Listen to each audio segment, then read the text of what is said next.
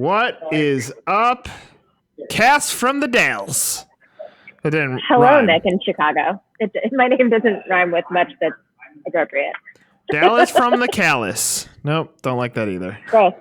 Yeah. Yeah, I can't call you Callus. That'd be weird. Please don't. That's like an annoying, hard skin thing. This is really off to a good start. I mean, look, we have riveting content on this podcast. We do. And I'm glad to be back. I tried producing. I will not be as good at producing as Maddie will be. I don't know if you're shaking, Maddie. I don't know if you're shaking your head no, like you're going to be better, or no, you're going to be worse. I think it remains to be seen. Remains to be seen. And I promise you, Cass, we will get Maddie mic'd here soon. It's on. Yes. She's better at this than I am. I know. I would rather have her as my co-host. But Yikes. All right. Goodbye. Hey, fantastic. All right. So for Fantastic this week, Old Navy is going to be teaming up with Postmates. So with the holiday shopping season, they're now going to have a partnership where if you have like a last minute gift, you can order things from Old Navy and a Postmate will come deliver it to you same day. So I think that's genius. Why not? It's going to be running for free delivery a few days before the holidays from December 21st to December 23rd. Obviously, you have to pay for this purchase, but otherwise the delivery is $8.99. If you forgot to shop for Christmas, I can see people using this. Wait, Postmates is going to charge, they're charging $8.99? Mm-hmm. Isn't most things at Old Navy less than $8.99? I could not tell you the last time that I shopped at Old Navy, right? So I don't know. Right? Yeah, that's dumb. That gets a thumbs down. Like, why would you I charge think it's genius. More for delivery than Old Navy shit costs? Come on, get out of here. If people are like, I feel like dads. I'm surprised that you don't like it. That seems like such a dad thing. Wow. I'm surprised you don't like it. You're a dad. No, I don't like Old Navy. No, I don't mean the brand. I mean the convenience factor of shopping and not having to leave, and then they can come bring it to you when you forgot. Cassie, like that's some shit that my dad would do. Granted, Cassie, my mom wouldn't like it. So you have to. You should know me better than this. I planned my wedding. How many dudes planned the wedding? Very few. You are an anomaly. Right. I know. That's what I'm saying. I'm not a big fan of cheating the system and having an $8.99 delivery guy go get shit at Old Navy. Is there a celebrity gap? Because that I would understand. No, our celebrity is Migos. Migos? What are you? Where are you going? Yeah, Migo. I'm apparently leaving this podcast and Maddie's taking over. But me leaving this podcast. Migo. But Migos, they're doing a collab with Popeyes for a Migos menu because they're obsessed with Popeyes. They have it's on their rider and everywhere that they go. So they're having a collab menu because they're big fans of the brand, and I think it's a genius marketing tool. For those of you in the franchise industry, most likely wearing khaki pants and a blazer, it's not amigos. She's not talking about her friends eat at Popeyes. She is talking about a musician. 3 to be exact. 3 amigos. 3 amigos in the rap world. I'm sure you've heard they're in the Sprite commercials. That's probably how. And for most of those who are also still wearing the khaki pants and blazer, they probably don't drink Sprite. No, but they might see it advertised. That's true. Cash money. Yeah. Other things that cost money. Advertisements. Other things. What are I don't know if you have a strong opinion on this or not. I feel like I don't ever see you drink iced coffee, but are you like team hot coffee versus iced or does it depend on seasons for you? Where do you fall here? It depends on seasons. I'll tell you, I love Nitro cold brew from Starbucks. So, man, I had an amazing cold brew next to your office there in Dallas at that awesome Starbucks. That's one of my favorite Starbucks. It's a really nice Starbucks. Yeah, we're bougie here in Uptown. There's a reason you're asking about iced versus hot. Clearly not to ask my opinion. I'm just curious. So Starbucks, they're adding a new iced drink to their holiday menu because they've noticed that sales are growing even for cold drinks, regardless of the season. So it's an Irish cream cold brew. I'm asking your opinion. I'm not a coffee drinker, so I have no opinion to give here, but why not? People live for what Starbucks does, especially during Red Cup season. Yep. You're like, yep, that's all I got. All right, good story. Have the lines at the roastery gone down? Now I'm just genuinely asking questions. Yes, but I also haven't walked by during middle of day. I'm at end of day, and it's 18 degrees right now here. So I have not seen a line. And in the morning, I want to go there, but I'm like on this kick where I'm just like focused on getting to work. So I haven't been stopping for coffee because it's too cold. Fair. So that's update. By the way, we're talking about the world's largest Starbucks, which happens to be about a half a mile away from our office. Yeah. Yeah. All Okay. right. Next. Forward thinking. The thinking of forward people. So Ford is teaming up with McDonald's in what at first glance sounds like a very odd combination, but they are finding a way to use chaff from coffee beans, and they're going to make housing for headlamps on cars. So it's a way to make things more sustainable and turn coffee beans into car parks. I don't really care about that part, but I was in Ireland and I thought it was really cool that the Starbucks that I went into in Ireland had bags of the whatever leftover roasted beans. I don't know what the term is. Is it just done beans? The done beans? What? Coffee grounds.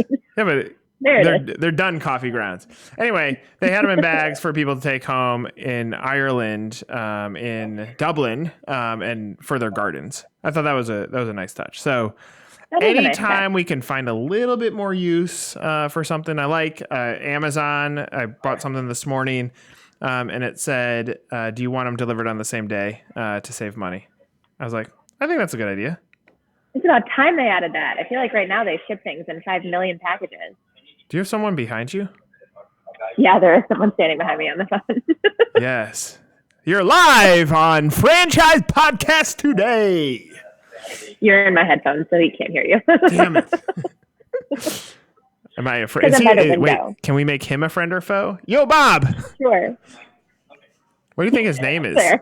Take a guess. Take a guess what his name is. Steve? Cassie, say Steve and see if he responds. Steve? Right, that was a lame attempt. What am I going to be like, Steve! What do you think, Doug? My friend! Don? Todd. Oh, Todd. Say Todd. Hey, Todd.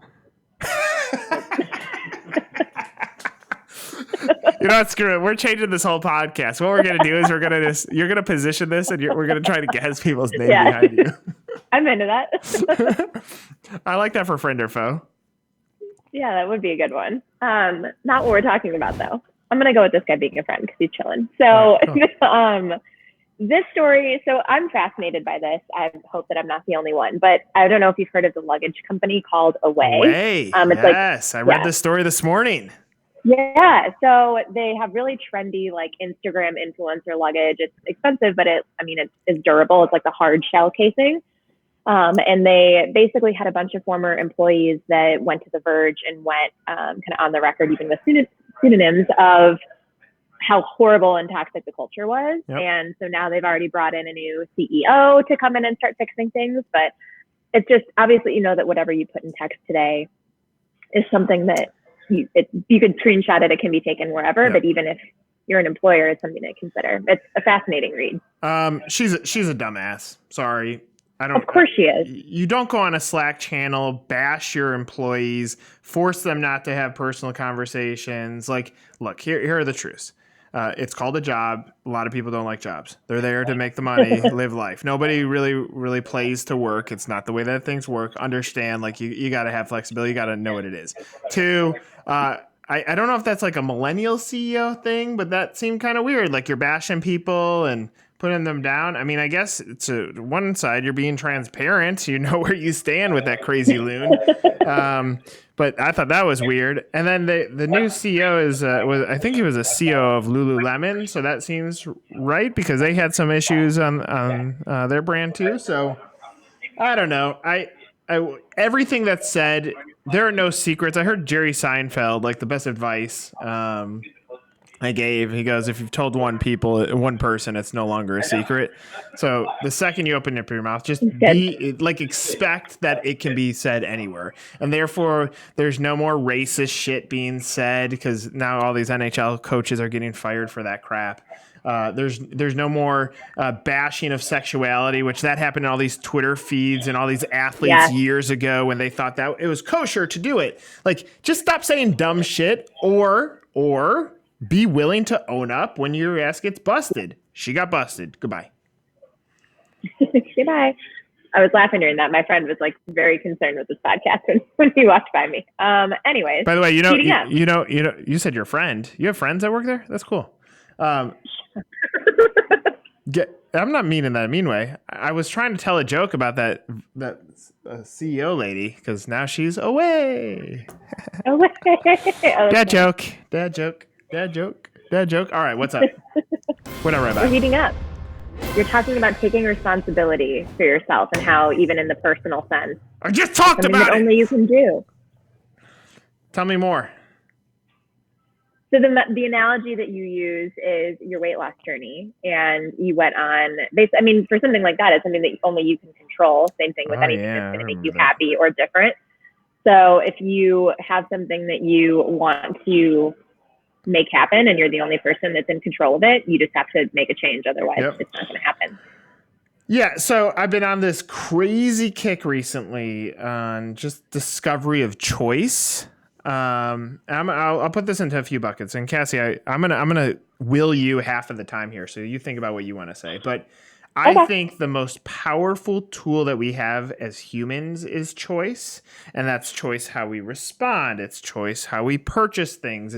We have a lot of control, and I think for most of us, we take it for granted. Look, I'm not one to sugarcoat things. I'm very transparent. We've definitely had some challenges with our business this year. The labor market's been tough. We've been trying to identify the right people to be part of our company and build a strong culture. It's not for a lack of trying, but we've definitely swung a miss a few times. And I think about this, and there's two parts of the choice that I want to talk about. One is my choice to be happy. It's sometimes hard to walk in. The word toxic culture has been thrown around in our place at times, and I hate that. Like, that stings me personally. But I also have choice on how I want to react to that. Do I react positively or negatively? Do I have a choice to try to put things in place and make it better? Do I have a choice to really elevate around those that have been valuable to our company? Yeah, 100%.